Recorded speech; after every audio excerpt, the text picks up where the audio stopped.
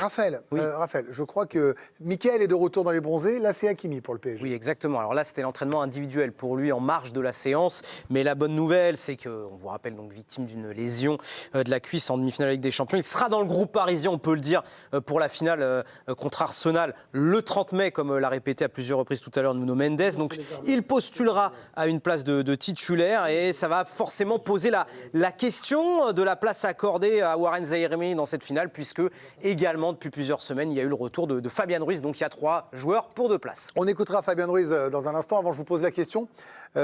Qui sera le grand perdant? Qui sera sur le banc? Qui sera le dindon de la farce? Hakimi, Warren Zaïre-Emery ou Ruiz? Alors, regardons vos réponses. Ruiz, avec un cœur quand même, parce qu'elle est gentille pour Sohan, à contre-cœur. Ruiz, pareil Sous pour condition. Jeannot. Ruiz, pareil pour Pierre.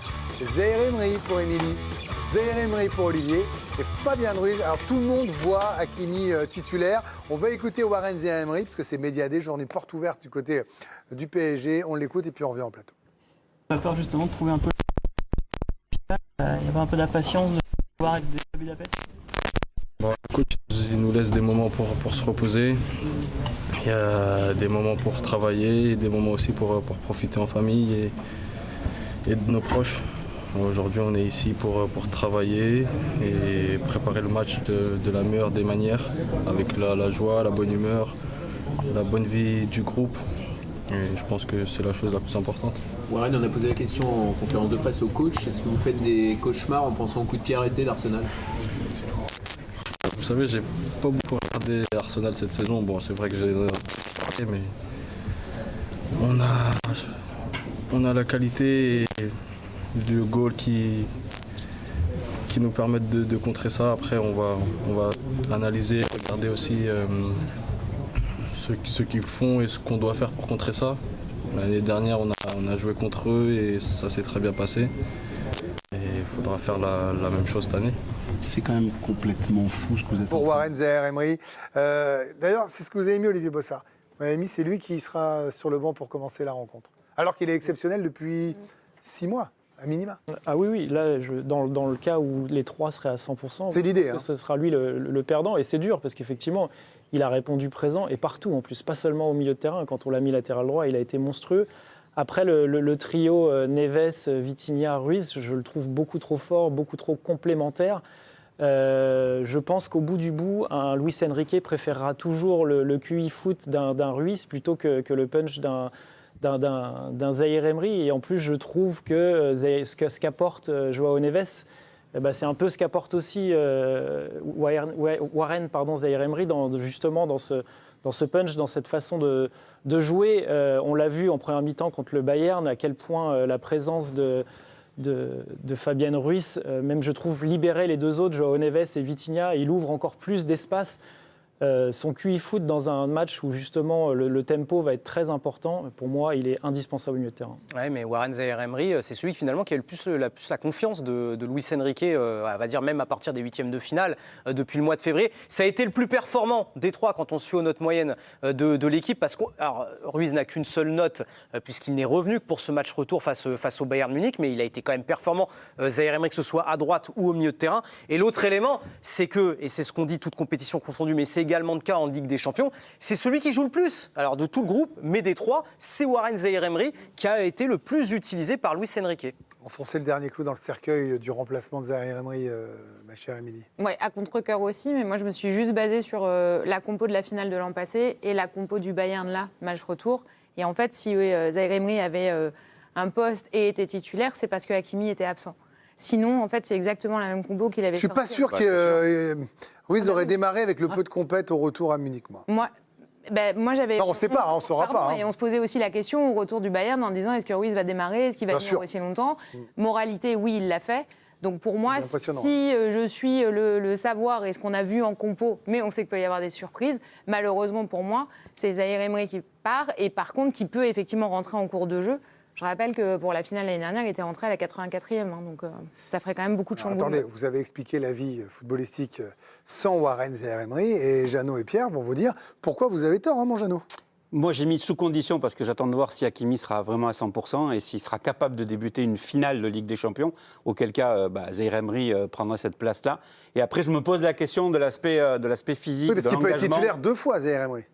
Il peut être titulaire au milieu ou à droite s'il n'est pas remis. J'allais y venir justement par rapport au fait que peut-être que dans la stratégie de Luis Enrique, ce sera de vouloir densifier ce milieu de terrain d'un point de vue physique, de l'engagement, pour défier justement cette équipe d'Arsenal dès le coup d'envoi et se servir de Fabien Ruiz dans le courant du match pour apporter cette touche technique supplémentaire, casser des lignes, trouver des espaces peut-être plus facilement parce que l'adversaire sera un petit peu plus fatigué. Donc ça, c'est le côté tactique. Mais après, moi, j'attends de voir si vraiment Hakimi sera à 100%. Mais c'est vrai que s'il y avait eu Hakimi, peut-être que Ruiz n'aurait peut-être pas débuté parce que justement pas à 100%. Mais on est dans des interrogations à une dizaine de jours de la finale. J'espère qu'on aura un petit peu plus d'éclairage en début de semaine prochaine. Mais aujourd'hui, c'est vrai que quand on voit l'abattage de Zaïre Emery, c'est presque dommage qu'il ne soit pas utilisé au milieu de terrain. On peut comprendre aussi la qualité qu'apporte l'international espagnol. Mais bon, voilà, celui qui a la clé, c'est Luis Enrique. Et Luis Enrique, justement, quand on regarde son rapport en Ligue des Champions avec Hakimi, comme l'a un peu évoqué Jeannot, on pourrait assister à une grande première s'il décidait de ne pas le titulariser, parce que depuis son arrivée, c'est la 3e saison de Luis Enrique, et la 3e saison donc, en Ligue des Champions avec le Paris Saint-Germain. Luis Enrique n'a jamais... en tout cas, fait débuter une rencontre d'Hakimi sur le banc. Ça, c'est le premier élément. Et Hakimi n'a été remplacé seulement qu'à 4 reprises lors d'un match de Ligue des Champions sous Luis Enrique. Donc ce serait une grande première de le voir débuter sur le banc sous son coach espagnol. Ce qui est certain, Pierre, c'est que Zaïre Emery a fait un boulot incroyable à droite en remplacement d'Hakimi, qui semblait irremplaçable, je veux dire, par rapport à 2 saisons qu'il a faites depuis sa carrière. Aujourd'hui, vous pensez que Fabien Ruiz, qui a quand même été, et là je l'ai rejoint, brillant à Munich, qui s'est refait sans doute une condition, qui a une complicité, je rajoute, exceptionnelle avec Kvaratskhelia, peut-être celui qui se retrouve sur le banc. Ouais, en même temps, quand Ruiz n'était pas là pendant toute la saison, à un moment, on n'y pensait quasiment plus, parce que Warren faisait le taf et que a priori, il est pour moi indissociable de l'énorme épopée du PSG cette saison en Ligue des Champions. C'est un pion essentiel du fait que Paris soit arrivé aussi loin. Donc l'exemple de Munich, pour moi, il est un peu biaisé parce que contre Munich, le PSG avait besoin un peu de calmer le jeu et d'avoir quelqu'un qui régule un peu tout ça et qui pose un peu le pied sur le ballon, qui dise les gars, on ne fait pas comme à l'aller et ça ne part pas dans tous les sens. Et effectivement, Ruiz, dans ces cas-là, c'est peut-être mieux que Zaïre Emery. Mais je ne suis pas sûr que ce soit la même topologie de match pour Arsenal. Arsenal, c'est pas le Bayern, ça ne part pas dans tous les sens, ce n'est pas des vagues d'attaque, etc. Je pense que ça va être plus tactique et placé que contre le Bayern. Et un Warren Zaïre Emery peut, à mon avis, apporter quelque chose en plus en termes de densité au milieu de terrain que Ruiz, qui revient de blessure, qui n'est peut-être pas non plus dans la forme de sa vie, même s'il a fait un bon match à Munich. Franchement, la passe qu'il fait, juste celle-là... Bien sûr, la passe est super parce qu'il sent quelque chose. C'est même un long 1-2. Il sent quelque chose. Mais quand il n'était pas là, par exemple, ce type de passe, c'était Vitinha qui effectuait justement ces ballons en profondeur et qui trouvait aussi Kvaratskhelia. Donc il y a quand même une solution qui existe dans le système mis en place par Luis Enrique, si par cas il n'y avait pas Ruiz, quoi. Et... il y a malgré tout un peu plus d'espace dans le jeu du Bayern que dans celui d'Arsenal. Ouais. Tu vois, pour trouver ce genre de passe et un Bayern qui défend haut, etc. Alors que Arsenal, c'est quand même un poil plus solide et compact. Et Hakimi, il a pour lui que s'il est à 100%, il est remplaçable. C'est-à-dire que c'est à 100%, la question ne se pose pas, je pense, quand tu es surtout face à une équipe hyper défensive, d'avoir un joueur comme ça qui peut à la fois bien défendre, mais surtout mettre un peu le sbeul en face dans une équipe. Voilà. Percuter, ça, tu ne peux pas t'en passer, quoi. Donc, parler d'Arsenal, Pierre. Il en a beaucoup parlé, Luis Enrique, tout à l'heure, de son adversaire. Oui, il s'est livré en conférence de presse. Pour lui, c'est simple. Arsenal, bah oui, ils sont forts. Ils méritent de gagner cette Premier League. Ils ont fait une très bonne année. Sans le ballon, ce sont les meilleures équipes dans le monde, sans aucun doute. Et avec le ballon, ils sont capables de faire beaucoup de buts. Il ne veut pas dire qu'ils sont deuxièmes. Il ne veut pas dire qu'ils sont deuxièmes derrière nous quand on l'entend. Il a aussi fait les louanges de son consoeur, Arteta. Vraiment, il a dit que c'était un super coach. Écoutez. Sa mentalité, sa capacité à transmettre des valeurs, à transmettre des choses importantes. Je pense que quand tu vois Arsenal, tu peux voir clairement sa équipe. En défense et en attaque, ce sera très difficile, comme a été chaque fois qu'on a joué contre eux. Et je pense que ce sont les 3 meilleures équipes dans l'Europe. Et c'est une finale qui mérite d'être là. C'était plutôt confrère, mais confrère, on comprend quand même. Hein, voilà, c'est mignon comme tout. Il sait que la spécialité d'Arsenal, ce sont les coups de pied arrêtés. Mais ça, je peux vous dire que ça ne lui fait absolument pas peur. Cosme, rien. On va essayer de défendre comme d'habitude. Nous sommes une équipe petite, mais une équipe qui joue très bien les set pieces. Voilà, donc pour Luis Enrique et sa consoeur. Et sa consoeur Arsenal. Non mais, bon, bah là, de toute façon, il ne va pas dire que c'est des nulos, Emily.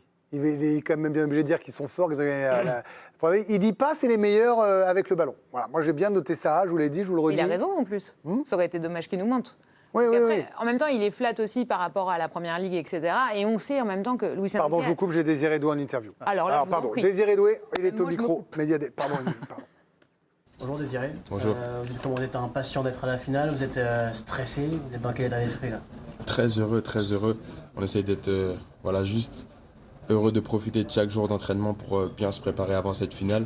Il y a forcément de l'excitation avant une échéance comme celle-là. Mais voilà, on est serein, calme et heureux. Désiré, est-ce que vous diriez qu'on ne peut pas faire plus opposition de style pour une telle finale? Deux jeux complètement opposés, et d'ailleurs ils se sont fait critiquer les Gunners cette saison. Donc c'était pas sexy, tu marquais que sur coup de pied arrêté. Qu'est-ce que vous en pensez?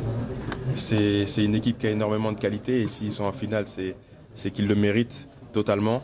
C'est sûr qu'on n'a pas le même style de jeu, mais voilà, ça va être une finale, je pense, qui sera exceptionnelle et il y aura beaucoup de choses à dire après cette finale. On n'est pas là avant cette finale pour parler de tout et de rien, on est juste concentré sur nous actuellement et on va la préparer au mieux. Ils ont été sacrés champions d'Angleterre hier soir. Est-ce que tu penses que ça change quelque chose dans l'approche de ce match? C'est félicitations à eux parce que c'est dur de gagner la Première Ligue. Un championnat, c'est jamais facile à gagner. Mais voilà, nous, ça changerait à notre préparation. Depuis 2 ans, les clubs anglais, ça vous réussit plutôt bien. C'est un avantage ou pas pour cette finale? Non, je ne parlerai pas d'avantage. Est-ce qu'on banalise peut-être un peu de se dire que le PSG est 2 fois en finale de Ligue des Champions, ou vous arrivez à vous dire que c'est quand même exceptionnel ce que vous êtes en train de faire? Personnellement, on sait que c'est quelque chose de magnifique, mais voilà, on s'en est donné les moyens. J'espère que les gens aussi se rendent compte que c'est vraiment bien ce qu'on fait. On essaye de donner à chaque fois le meilleur sur le terrain pour nos supporters, pour ce club et aussi pour le football français. Après, voilà, on a cette finale à jouer. On verra ce qui va se passer, on ne s'avance pas. Mais en tout cas, on a envie de gagner cette Ligue des Champions encore une fois. Luis Enrique disait que la deuxième pouvait être encore plus historique que la première. Qu'est-ce qui la rend encore plus importante que la première gagnée l'année dernière, cette Ligue des Champions? Je pense que c'est la difficulté d'aller 2 fois d'affilée en finale de Ligue des Champions et de la remporter. C'est quelque chose qui est très compliqué. Quand tu la gagnes une fois, c'est magnifique. Mais le fait de la gagner 2 fois, c'est démontrer de la constance, de la régularité dans son jeu au plus haut niveau. Et les équipes, quand on gagne, après, elles nous attendent.